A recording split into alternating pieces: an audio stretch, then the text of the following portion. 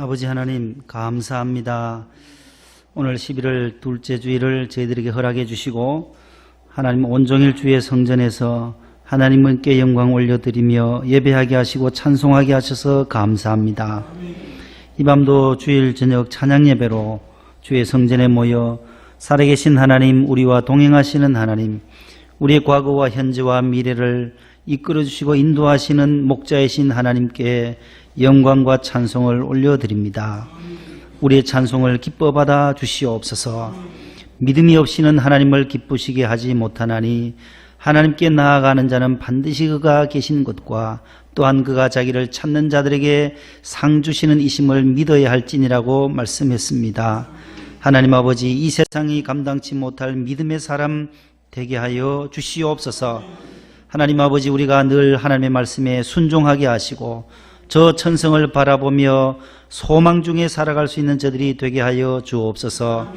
부활의 신앙으로 어떠한 고난이 찾아온다 할지라도 두려워하지 않게 하시고 장차 더 좋은 일들이 우리에게 있음을 늘 믿고 소망하며 부활 신앙으로 승리할 수 있게 하여 주시옵소서. 말씀으로 천지를 창조하신 하나님의 그 능력과 권세가 우리 하나님의 자녀들에게도 그 자녀의 권세를 주셨사오니 영접하는 자 곧 그의 이름을 믿는 자들에게는 하나님의 자녀가 되는 권세를 누리게 하심을 감사합니다. 자녀의 특권을 가지고 당당하게 이 땅에서 믿음으로 사는 하나님의 자녀들 되게 하여 주옵소서. 이 밤도 주의 성전에 나와 예배하는 모든 심령마다 다윗 에스더 장학생들 마음속에도 예수님을 사랑하고 주님을 하나님을 사랑하는 귀한 우리 학생들 되게 하셔서 미래의 꿈과 비전을 품고 열심을 다하여 공부하게 하시고 하나님을 사랑하고 교회와 말씀을 사랑하는 귀한 다윗과 같은 자녀들로 자라나게 하여 주시옵소서. 나라와 민족을 위하여 크게 쓰임받는 에스더와 같은 자녀들이, 학생들이 우리 교회를 통하여 많이 배출되게 하여 주시옵소서. 고3 수험생들 이제 수능이 막바지에 다다랐습니다. 4일 앞으로 다가온 이 시험에 강하고 담대한 마음을 주시고 떨리지 않게 하시고 하나님 좋은 결실로 주님께 영광을 올려드리며 우리 부모님들과 온 교우들에게 기쁨을 선사할 수 있는 귀한 자녀들이 되게 하여 주시옵소서. 예수님의 이름으로 기도드리옵나이다. 아멘. 누가복음 제15장 되겠습니다.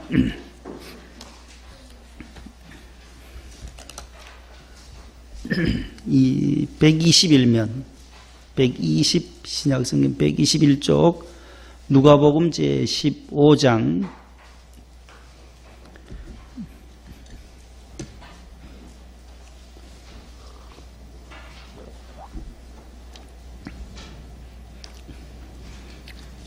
11절부터 24절까지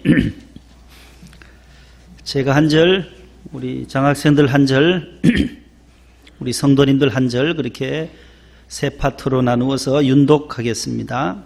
돌아가면서 읽습니다. 또 이르시되 어떤 사람에게 두 아들이 있는데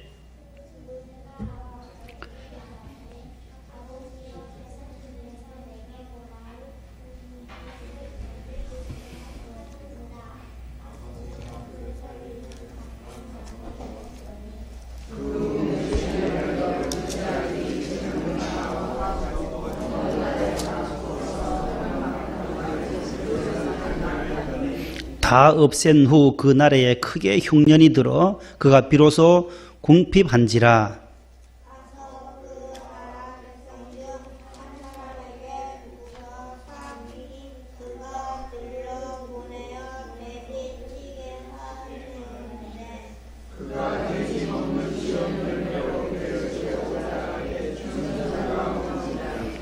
이에 스스로 돌이켜 이르되 내 아버지에게는 양식이 풍족한 품꾼이 얼마나 많은가. 나는 여기서 줄여 죽는구나.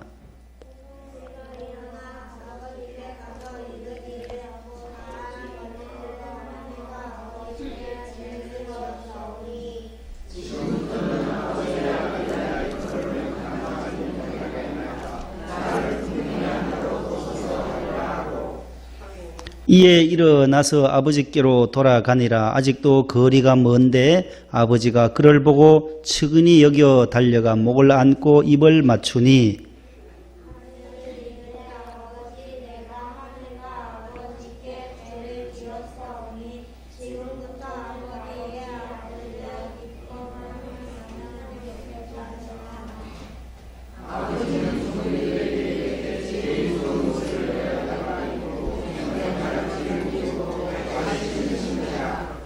다 같이 두 절 말씀 읽습니다. 시작. 그리고 살찐 송아지를 끌어다가 잡으라. 우리가 먹고 즐기자. 이 내 아들은 죽었다가 다시 살아났으며 내가 잃었다가 다시 얻었노라 하니 그들이 즐거워하더라. 아멘. 모두 잘 봉독을 해주셔서 감사드립니다. 오늘 낮 예배 때 일부 예배에 우리 원로 목사님께서 오늘 이 본문을 가지고 설교를 하셨어요. 보니까 일부 예배 제목이 보면 앞에 주보에 보면 뭐라고 되어 있어요? 주보 없으세요? 주보 앞에 펴보세요. 일부 돌아온 자여 그대에게 복이 있으라. 이런 주제로 제목을 가지고 오늘 본당에는 일부 예배 2부 3부 모두 오늘 원로 목사님께서 설교를 하셨는데 오늘 누가복음 15장에 있는 1절부터 마지막 32절까지를 본문으로 삼았는데 우리는 두 절을 끊어서 24절까지 탕자가 둘이 나와요. 둘이. 그래서 오늘 첫 번째 탕자에 대해서만 공부를 하고 다음 시간에는 다음 주일에는 두 번째 탕자가 나와요. 오늘 본문에는 탕자가 둘이에요. 둘.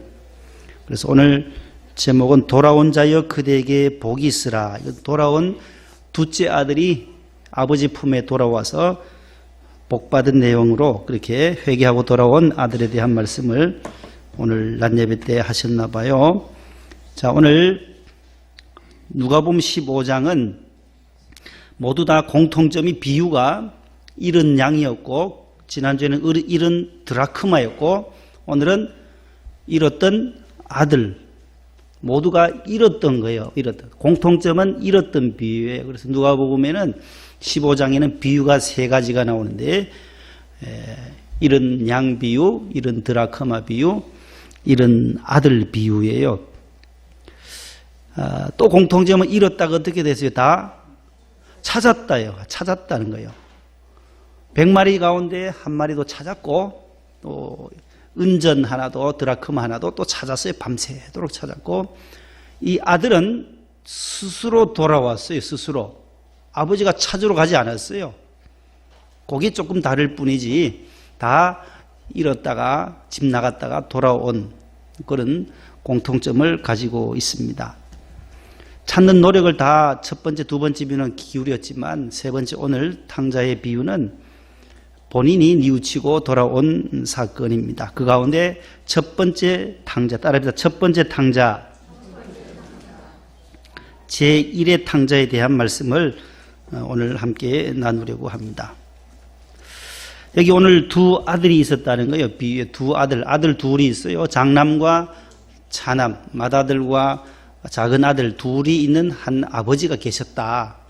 오늘 누가복음 15장에 등장하는 인물은 바로 아버지가 나오고 두 번째는 맏아들이 나오고 세 번째는 둘째 아들이 나오고 사람으로는 이렇게 셋이 나오고 품꾼도 뭐 많았겠죠. 품꾼도 있고 그 다음에 등장하는 것이 돼지도 있고 그 다음에 송아지도 있고 살찐 송아지도 있고 그 정도의 배경이 그렇습니다. 사람으로는 아버지가 계시고 맏아들, 둘째 아들 요 세 사람이에요. 세 사람에 대한 이야기가 오늘 본문에 나오고 있습니다.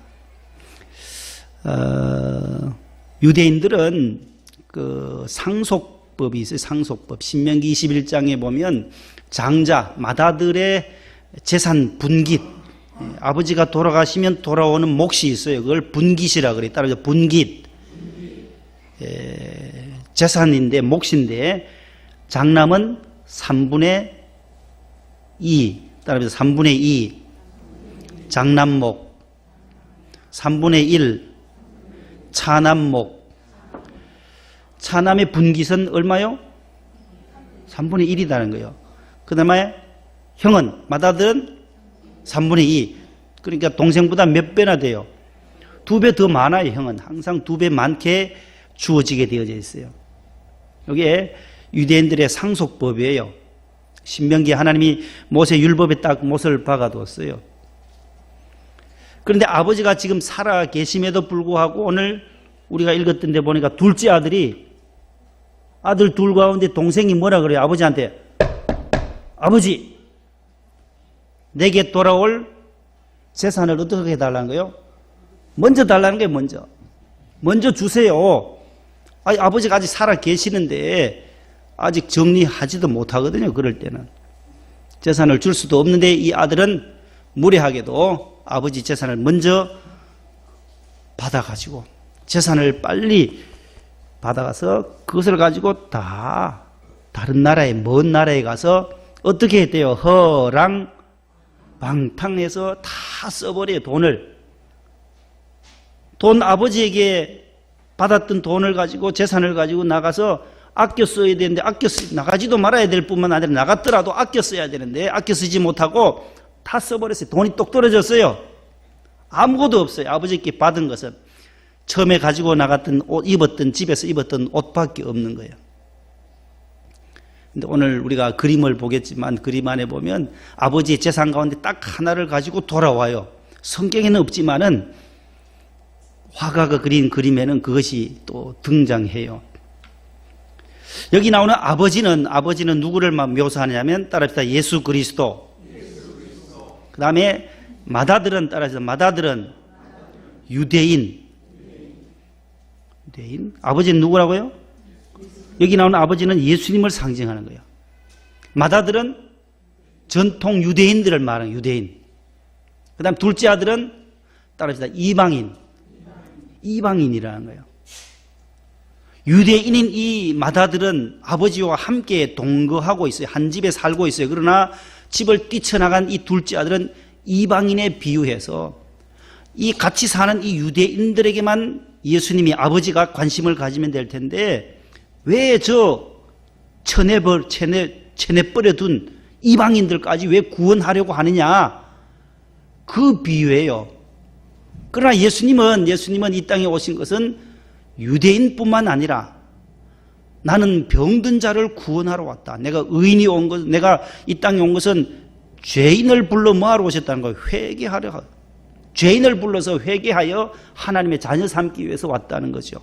유대인들도 회개해서 예수님을 받아들이면 더 좋겠고, 이방인들도 나의 복음을, 예수님의 복음을 받아들이고 회개하고 예수님의 자녀가 되도록, 이것이 바로 이 아버지의 마음인데, 맏아들은 그것을 헤아리지를 못했다라는 거예요. 유대인. 나아갔던 둘째 아들은 이방인을 묘사하고 있습니다. 다 탕진하고 이제 돌아올 때에 아버지가 벌써 기다리고 계시는 거예요. 집 나간 아들 돌아오기를 기다리시고, 멀리 있음에도 불구하고 가서 아들인 걸 알고 끌어안고 목을 안고 입을 맞추고 그렇게 맞이해 줬다는 거예요. 다 지나간 시간들, 세월들, 잘못한 것들은 꾸짖지 않았다라는 거예요. 돌아왔을 때는 아버지 품에서 그저 안겨서 목 놓아 우는, 꾸지람을 하지 않아, 책망하지 않아요. 회개하고 돌아오면 하나님은 어떻게 하신다는 거예요? 용서해 주신다라는 거예요. 이게 복음이에요. 복음.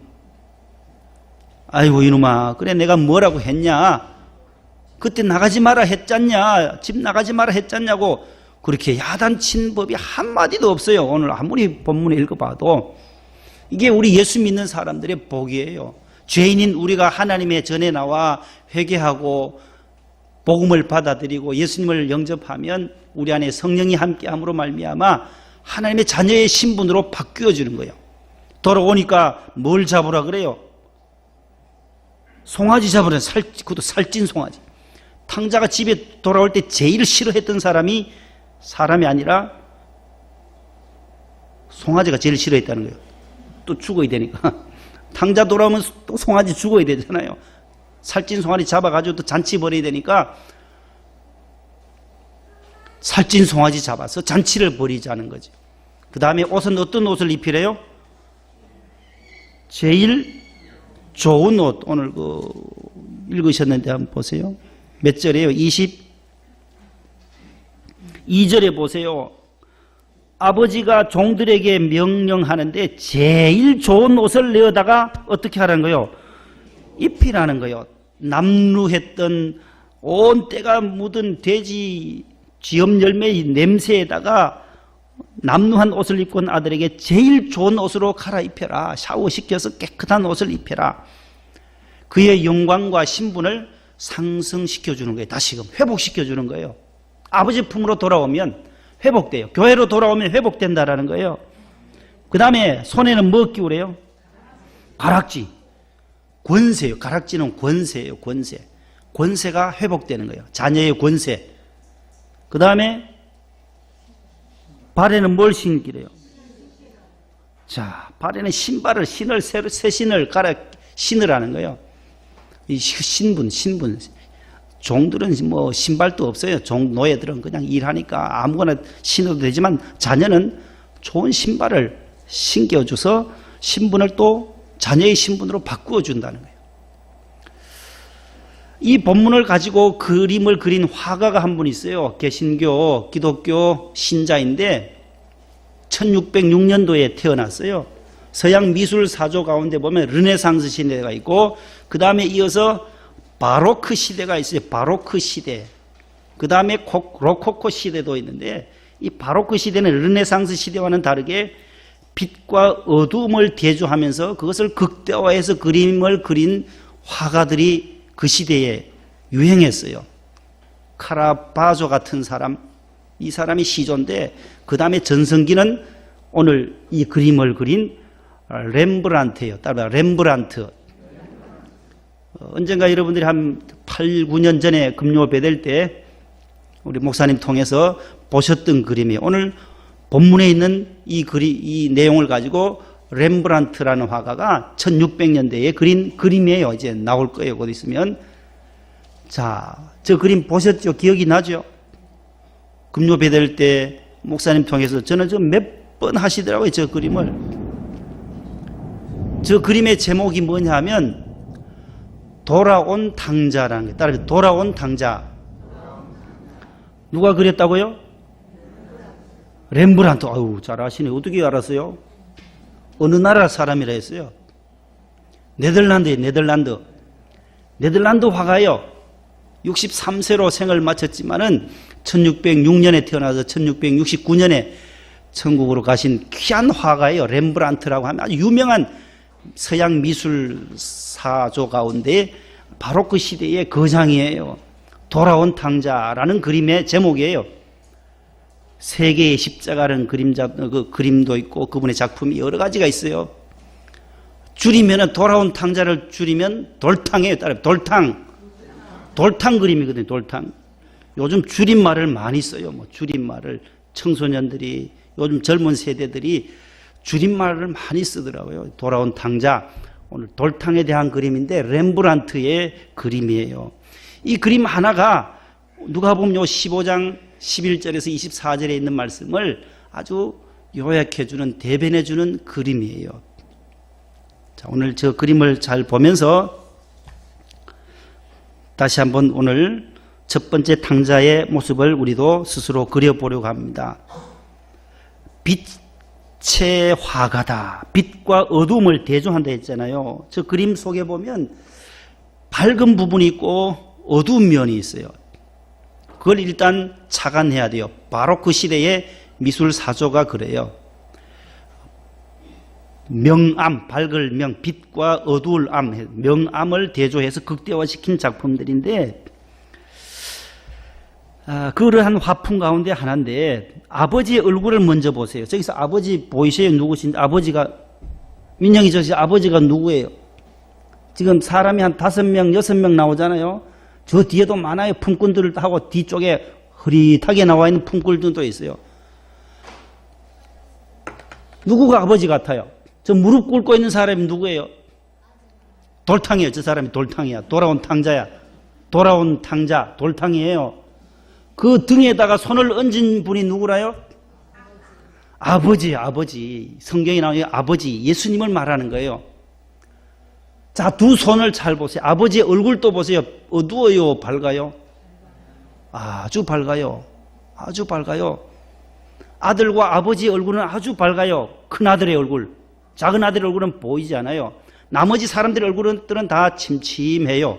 그래서 밝음과 어두움, 빛과 어두움을 대조한다고 했어요. 제가요. 아버지 얼굴의 그 밝은 빛 속에 아버지의 손을 유심히 보세요. 좀 그림이 적지만 아버지 손이 똑같을게요? 다를게요? 여러분들 손 이렇게 보세요. 두 개가 같아요? 달라요? 네? 모양이 같잖아요. 사고 안 나고 뭐 안 부러졌으면은 뭐 삐뚤어지지 않고 똑같아요, 모양이. 그런데 아버지 예수님의 손을 보세요.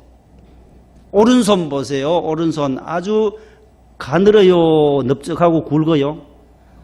눈이 밝으신 분은 가늘어요. 그 다음에 왼쪽 손을 보세요. 어때요?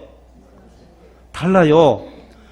오른손은 아주 가늘고 세밀해요. 그래, 세밀한 여성성, 어머니의 손과 같은 그런 손을 묘사했어요. 그런데 왼손을 보세요. 아주 투박하고 두꺼워요. 넓어요. 넓은 사랑, 아버지의 그 넓은 사랑을 말하고 세밀한 어머니의 사랑, 오른손은 아주 가늘게 그려 놓았습니다. 가늘고 길어요. 넓적하고 큰 왼쪽 손과는 대조적이에요. 그게 예수님의 아버지의 손입니다. 어머니의 사랑, 세밀한 사랑처럼 또 아버지의 그 넓은 사랑으로 어떻게 해요? 돌탕을 끌어 안고 있다는 거예요. 두 번째, 아버지와 똑같은 옷을 입은 또 한 사람이 있어요. 어느 쪽에 있어요? 오른쪽에 서 있는 사람. 저 사람 발이 지금 몇 개로 보여요? 예? 어느 발이 없어요, 지금? 오른발이 지금 없어요.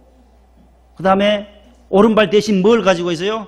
지팡이를 가지고, 지팡이. 아주 잘 보셨어요. 오른발이 지금 없어요. 오른발 없는 왼발 하나로 지탱하면서, 지팡이로 지탱하면서 얼굴은 역시 아버지를 바라보는 그 빛은, 아버지에 대한 빛은 있어요. 사랑의 빛은 있지만 그의 눈은 밝질 않아요. 째려보고 있어요. 눈살을 찌푸리고 있어요. 아들과 아버지를 오버랩되면서 보는 거예요. 돌아온 탕자, 돈을 다 써버린 아들을 끌어안고 계시는 아버지를 보면서 똑같은 옷이에요. 유대인의 옷이에요. 예수님은 유대인이잖아요. 유대인의 옷을 입은 이 첫째 아들 요셉도 채색 옷을 입었다고 했잖아요. 창세기에 보면은 저 채색 옷은 장자의 상속권을 가지고 있다는 뜻이에요. 그러니까 똑같은 아버지의 재산을 2배로 받을 수 있는, 그 분깃을 받을 수 있는 아들이에요. 그럼 표정이 없어요. 말이 없어요. 오늘 누가복음 15장에는 말을 해요. 딱 한 번 해요. 한 번 딱 하는데 여기서는 말이 없는 아들로 묘사되어져 있어요. 뭐 그림이니까 뭐 말이 없겠죠, 목사님. 그걸 말이라고 하십니까? 말 못하고 있어요, 지금. 아무 말 없이 그대로. 화가인 렘브란트는 마다들은 말 없이 인상을 쓰면서 아버지를 째려보고 있는 저 모습. 대조적으로 지금 하는 거예요, 대조적으로. 아버지의 가느다란 어머니 같은 손과 넓적한 넓은 사랑, 큰 사랑에 비해서 저 아들의 또 손을 한번 보세요. 왼손은 밝아요, 어두워요? 아버지 예수님의 손은 다 밝게 나와 있어요.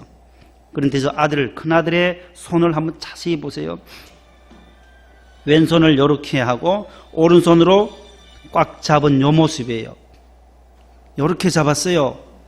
왼손은 밝아요. 그런데 투박한 오른손으로 꽉 쥐고 있는 거예요. 어두움, 빛과 어두움으로 짓눌려 버리는 거예요. 악을 쓰는 거예요, 지금. 저 동생을 죽이지 못해서. 그런 마음이다라는 거예요. 그런 표현을 하고 있다는 거예요. 오른손은 어둡고 캄캄하고 왼손은 더 밝게 이렇게 해서 유대인의 옷을 입고 있지만 아버지 집에서 함께 아버지와 함께 사는 그 축복을 누리지 못하는 이 맏아들의 모습을 묘사하고 있다는 것입니다. 자, 그 다음에 등을 보이고 있는 돌아온 돌탕의 모습 봐요. 저 그림 봐요. 돌탕이 무릎 꿇고 있지 않아요. 무릎을 꿇고 옷이 다 아버지와 형아처럼 저런 붉은색 채색 옷을 입고 있어야 되는데 옷이 어때요? 색깔이 다 낡아 빠진 거예요. 나가서 허랑방탕하다가 옷이고 뭐고 다 따라져서 신발 잘 봐요. 발을 잘 봐요. 발을. 머리도 다 빠졌어요. 보니까 발을 잘 보세요. 무릎을 꿇은 왼발 신는을 신고 있나요? 벗고 있나요? 그 옆에 벗겨져 있는 게 신발이에요. 왼발은 발바닥이 다 닳았어요. 고생하면서 다 비참한 생활한 그 모습을 그렸어요. 그런데 오른쪽에는 신발을 신고 있어요. 다 떨어진 신발을 신고 있어요. 그런데 왼발은 아주 밝고 오른쪽은 좀 더 어둡지만 그 오른발 위에 딱 하나의 물품이 하나 있어요. 아버지의 재산도 다 팔아버렸지만 다 허랑방탕해서 잃어버렸지만 딱 하나가 더 있어요. 눈을 자세히 뜨고 보세요. 허리춤에 있는 것이 있어요. 뭐예요? 허리에 뭐 하나 보이세요? 짧은 단도, 짧은 검이 있어요. 검. 칼이 있어요. 그것은 호신용이라기보다도 아버지의 재산이라는 거예요. 처음 집을 나갈 때 가지고 있던 아버지로부터 받았던 그 물품, 옷 가운데도 옷은 다 낡았지만은 그래도 아버지의 자녀로서, 자식으로서 이 하나만큼은 제가 끝까지 지키고 돌아왔습니다. 아버지의 자녀의 표지라는 거예요, 저게. 아버지의 자녀의 표시로서의 이 허리춤에 칼을 찬 것은 그대로 유지해서 돌아왔다라는 것입니다. 자, 이 렘브란트의 그림 속에서 우리는 많은 것을 깨닫습니다. 많은 것을 느껴요. 아, 집을 나가면 저렇게 탕자처럼 참 비참해지는구나. 이런 것도 깨달을 것이고, 나간 만큼 멀리 가면 갈수록 돌아오는 시간이 더, 돌아오는 거리도 또 멀어진다는 거예요. 아버지 품을 떠나면, 그래서 돌아올 회개하는 거리는, 그래서 회개는 지난번에도 말씀드렸듯이 왕복 거리가 필요하다라는 거예요. 따라서 회개는 왕복 거리가 필요하다. 자, 그 뒤쪽에 가서 17절을 보세요. 17절. 자, 17절에 보면 이제 회개합니다. 쥐업 열매를 먹으면서 배가 고파서 너무 힘들 때 이에 스스로 돌이켜 이르되, 회개한다는, 이에 돌이킨다는 건 회개한다는 거예요. 내 아버지에게는 양식이 풍족한 품꾼이 얼마나 많은가. 나는 여기서 줄여 죽는구나. 내가 일어나 아버지께 가서 이르기를, 아버지, 내가 하늘과 아버지께 죄를 지었사오니 지금부터는 아버지의 아들이라 일컬음을 감당하지 못하겠나이다. 21절에도 그대로 또 말해요. 품꾼의 나 하나로 나를 써주세요 하고, 20절에 이에 일어나서 어디로 갔다는 거예요? 아버지께로 돌아가니라. 아버지께로부터 집에서 출발해서 나갔다가 다시금 어디로 돌아온 거예요? 아버지 집으로 돌아온 거예요. 이게 회개라는 거예요. 아버지 품으로까지 다시 돌아왔어요. 멀리 간 만큼 다시 돌아. 왕복 고생하는 이것이 바로 회개예요. 회개는 바로 왕복 거리가 필요하듯이 오늘 이 돌아온 둘째 아들은 다시금 아버지 품으로 돌아왔다라는 것을 성경은 말씀하고 있습니다. 이 말씀은 복음을 말해요. 복음이 뭐냐? 아버지 품으로 돌아와 아버지 예수님을 영접하고 예수님 품에 안기면, 예수 앞에 나오면 죄사함 받으며 주의 품에 안기어 편히 쉬리라. 우리 주만 믿으면 영생 복락 얻는다는 이 복음을 누가복음 15장에서는 말씀해 주는 거예요. 아버지이신 예수 그리스도께로 돌아오면, 그래서 주 예수를 믿으라. 신약 성경에는 계속해서 복음을 전하는 거예요. 사도들이 나가서 사도행전 16장 31절에도 주 예수를 믿으라. 따라합시다. 주 예수를 믿으라. 그리하면 너와 내 집이 구원을 받으리라. 바울이 감옥에 갇혀서 신라와 함께 찬송하고 기도했을 때, 옥문이 열려졌을 때 그 간수들이 모두 자결해서 죽으려 하잖아요. 사도행전 16장에. 그때 그들이 우리도 어떻게 하면 영생을 얻겠습니까? 할 때에 사도 바울이 외쳤던 말씀이에요. 주 예수 그리스도를 믿으세요. 그리하면 당신의 집과 당신 자신도 영생을 받게 된다는 귀한 복음을 선포하는 거예요. 예수님을 믿으면 하나님의 자녀가 되고, 예수님을 믿으면 바로 하나님의 백성으로 살 수 있고 영생의 복을 누린다고 하는, 천국의 복을 주신다라고 하는 복음이 여기에 나타나 있어요. 아버지가 계신 곳이 천국이잖아요. 아버지가 계신 곳이 교회잖아요. 교회로 돌아올 때, 아버지 계신 아버지 집으로 돌아올 때 우리에게는 희망이 있고 소망이 있고 영생이 있고 천국이 있고 기쁨이 넘치게 된다는 이 복음을 우리 마음속에 늘 간직하시기를 바랍니다. 따라합시다. 주 예수를 믿으라. 그리하면 너와 내 집이 구원을 받으리라.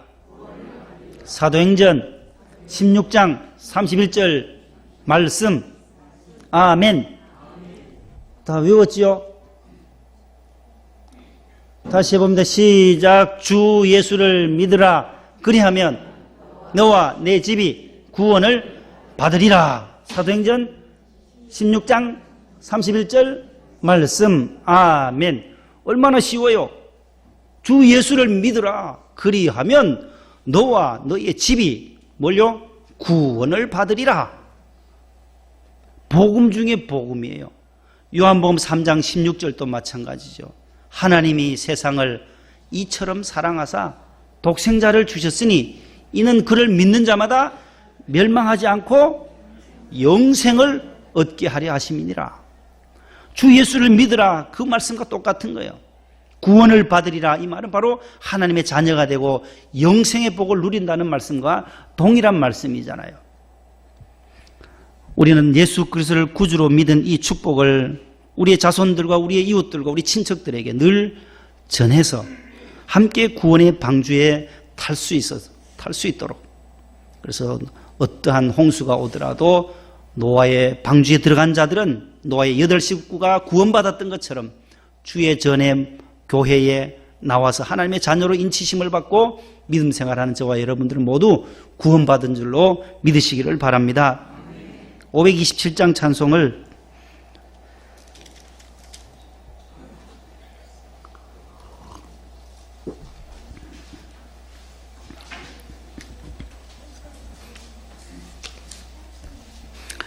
어서 돌아오. 누가복음 오늘 15장을 본문을 가지고 작사한 곡이에요. 우리나라 목사님이신데 527 밑에 보면 전영택 1943년도에 작사하셨어요. 목사님이세요. 소설가세요. 화수분이라고 하는 소설을 쓰신 목사님이세요. 화수분. 감리교 목사님이셔요. 이분의 손녀가 우리 명성교회의 권사님이세요. 강남교구 14교구의 전애소 권사님의 할아버님이세요. 전영택 목사님이 작사하신 곡이에요. 그래서 사철의 봄바람 불어있고, 그것도 그분이 쓰셨어요. 그래서 559장 우리가 어버이 주일에 자주 가정의 달에 불렀잖아요. 그래서 그 가족들이, 전혜소 권사님 가족들이 간증하고 한번 여기서 특순한 것을 기억을 하실 거예요. 기억나세요? 기억 안 나요? 어휴, 그럼 제가 다른 교회에서 들었나? 한 2번 정도 했어요. 전애소 권사님 가정이에요. 그 할아버님이 작사하고, 작곡은 그 옆에 뭐라고 되어 있어요? 훈. 그 제일 위에 있어요. 왼쪽에 이름은 작사자요. 우측에는 작곡자다. 작곡자 이름이 박재훈 목사님. 어머님 은혜 작사 작곡하신 분 있잖아요. 나 실제 괴로움. 이 박재훈 목사님 지금 98이신데 아주 건강하게 작사 많이 했어요. 우리 동료를 참 많이 지으신 또 목사님이시고 반주해 주시고 우리 함께 오늘 본문을 생각하면서 함께 찬송을 불러봅니다.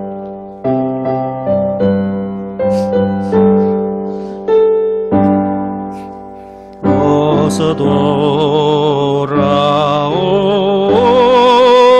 어서 돌아마노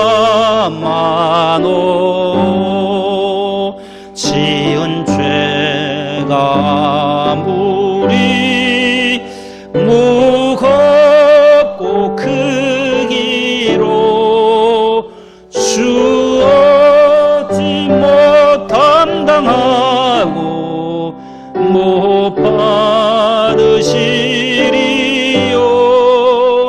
우리 주의 넓은 가슴은 하늘보다 넓고 넓어. 어서 돌아오 어서 돌아마노. 우리 주는 날마다 기다리신다오.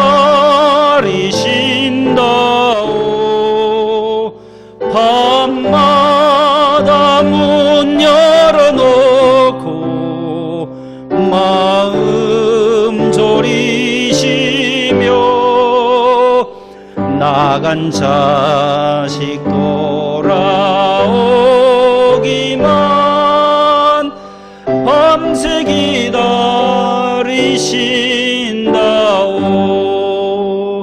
어서 돌아오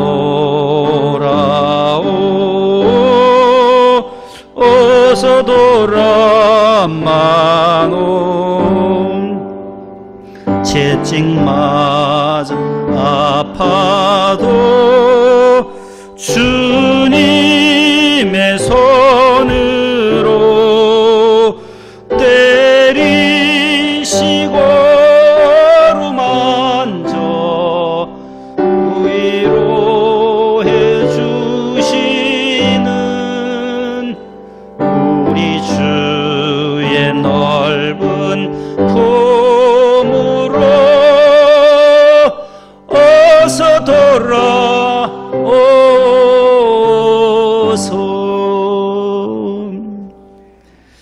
아버지의 마음이 어떻게 이렇게 잘 그려져 있는 찬송인지요. 어서 돌아오 어서 돌아만오. 지은 죄가 아무리 무겁고 크기로 주 어찌 못 담당하고 못 받으시리요. 우리 주의 넓은 가슴은 하늘보다 넓고 넓어.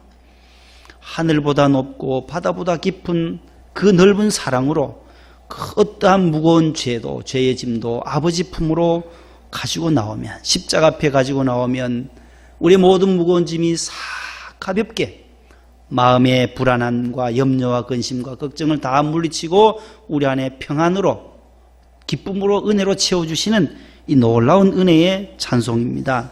저 여러분들 늘 아버지 품에 주의 몸된 교회로 나올 때마다, 예배하러 나올 때마다 무거운 짐을 그대로 가지고 나오세요. 나와서 십자가 앞에 내려놓으면, 기도의 제목들도 내려놓고 기도하시면 마음이 한층 더 가벼워지게 될 줄로 믿습니다. 525장 1절만 한 번 더 부르겠습니다. 돌아와 돌아와 마음이 곤하니여. 이것도 오늘 누가복음 15장에 있는 탕자의 비유의 말씀으로 작곡된 곡이, 작사된 곡이에요. 한번 반주해 주세요.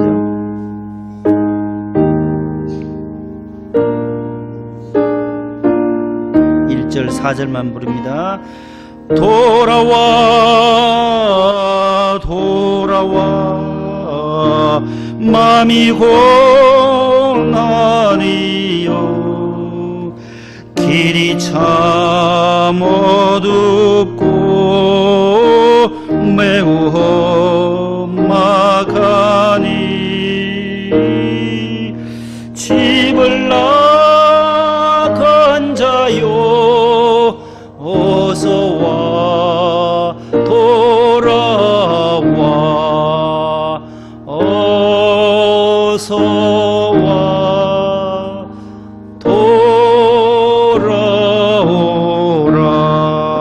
4절입니다.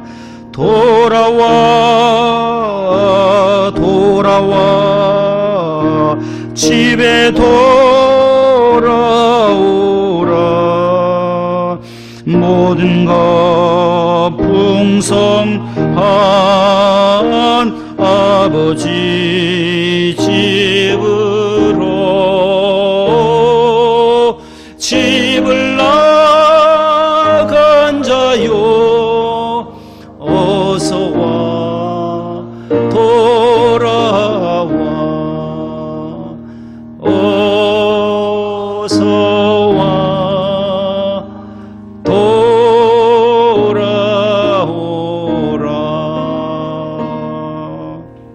두 손 높이 들고 이 시간 1분 정도 하나님 앞에 기도합니다. 이제 4일 앞에 놓인 수험생들 마음의 평강을 주시기를 기도해 주시기 바랍니다. 주보 교회 소식에 보면 9명의 이름이 다 기술되어져 있습니다. 우리 고3 수험생들 하나님께서 지혜 주시고 건강 주시고 좋은 컨디션으로 최상의 결과를 얻을 수 있도록 최선을 다할 수 있도록 막바지까지 하나님 두려워하지 않게 하시고 하나님 의로운 오른손으로 꼭 붙잡아 주세요. 저들을 하나님께서 강한 팔로 의로운 팔로 하나님 붙잡아 주세요. 우리 1분 정도 하나님 앞에 두 손 높이 들고 주여 삼창하고 기도하겠습니다. 주여 주여 주여. 하나님 아버지, 이 시간 고3 수험생들을 위해서 집중적으로 기도합니다. 하나님 아버지, 얼마나 많은 고생했습니까? 초등학교 6년, 중고등학교 6년, 12년 동안 하나님 공부한 것들을 이제 결산해야 할 시간이 다가왔습니다. 하나님 아버지, 저들의 마음에 강하고 담대한 마음을 주옵소서. 다니엘에게 주셨던 그 평강의 마음을 주시옵소서. 여호수아에게 주셨던 강하고 담대한 마음을 주옵소서. 두려워하지 않게 하여 주시고 놀라지 말게 하시고 내가 너와 함께함이니라 여호와 하나님께서 말씀해 주셨사오니 하나님과 함께함으로 말미암아 승리할 수 있도록 주여 도와주시옵소서.